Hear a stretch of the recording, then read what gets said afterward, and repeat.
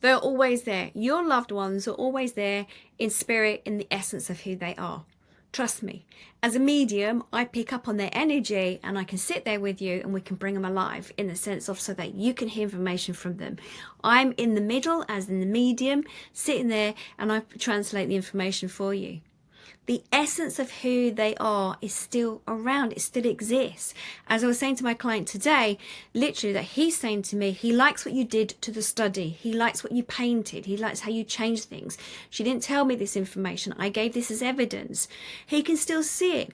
It's her connection from her heart center, that how much she loves him still, that he can connect through that love heart channel. The trouble is with grief is that our minds, our brains process the information as in saying, we can't visually see him, so he can't exist. But this is rubbish. He does still exist, but in another realm, in another dimension of time and space. So different. So when you're having your dreams, a lot of people will say to me that, you know, they sometimes feel their loved one coming in the dream.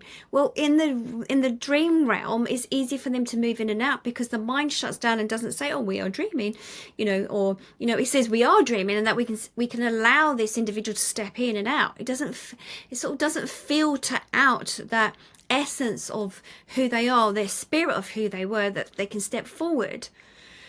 But when we're awake, when we're moving in and out of reality, and as in we're paying those bills or we're working, or, you know, that person who knows that their husband, like today, he passed, he died, he left his physical vessel no longer exists on this earth plane, that she buried him, her mind will remind her that she buried him on that day, that he died on that particular day, and how much grief that she went through watching him passing slowly with cancer.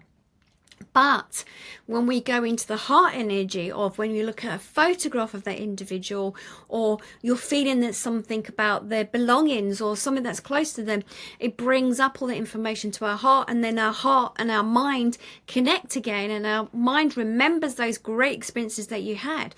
But it's a relay between the mind and the heart center that reminds of the caring relation that we would have had with them. But the mind is so good in the sense of saying, okay, protection mode, support mode, you've got to realize they're not physically here anymore. It sets it into the 3D reality world. But as a medium, I'm picking up the information from my husband, telling her information that he was saying to her, that take life bite-sized chunks, stop rushing, stop thinking you have to complete everything. But he agreed, he felt that she needs to move on in the sense of moving the house, the location. And he was saying that he's trying to help her to meet this person now, the next person that's going to take his place. To a certain degree, it's not going to take his place, but for him to step in. But he said, tell her to make her mind up. And he kept on pointing to the figurine I have behind me, the head. And he was into psychology, and it was his profession. He was a psychotherapist. And he was just talking to me about that. It was interesting because I said, he keeps looking at the head behind me. What did that mean to him? And she said, well, he's a psychologist, psychotherapist, whatever. But he was saying that, you know, she's too much in her head. His wife is too much in her head. And she keeps saying that she would like to meet somebody. She gives a description. She gives an idea. And then suddenly he tries to make that happen. And then suddenly she changes her mind again. And I said, at this time, it's still so fresh that he wants you to enjoy love. You've got to fall in love with yourself, so that then if you like yourself, then you are your authentic self. You're doing things for yourself. It then aligns you with the energy of the individual that comes in. And I've said this to many individuals that have come to me who are looking for partners, that it's not about us seeking out a partner. It's about them being drawn to us because we are who we are, our authentic self. So I was working with her on that. So it's all about being, you know, who you want to be at this time. And he said to me, at the moment, you're in this gloopy soup. You're in this place at this moment that is trying to make sense of things. It's not to find somebody that was similar to her husband that passed over. It was more about now to step out the shadow, and it's now to her to step into the limelight. And this was another thing that came up, that from him passing, it was also connected to a past life.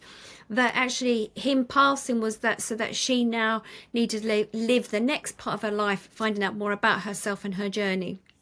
And she's starting to understand that. And it's through the sessions day that I had with her that she understood that why things weren't so clear for her. And then she said it was a bit of a relief in the sense that she didn't have to rush.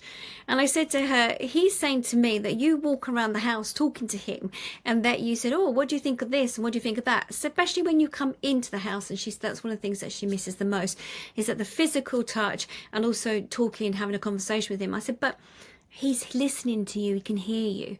I said, because you've kept that connection up by constantly having that communication, he still steps in to be there with you, even though you may not be able to feel him. But I said, he's bringing me your neck and kissing you here. And she said, that's exactly what he would have done when he was in the living sense of him being on earth plane. And I said, he's still doing it, but you're not feeling it so much. So when you enter into the dream state, it's easier then for those in spirit, the essence of them to step in, because the brain is like, oh yeah, it's a dream. We can dream about anything. It's quite okay. It's just then when you wake up, your mind goes, no, that's not true, because you can't physically see him. But as we know, that's not necessarily true, is it? I hope this helps somebody.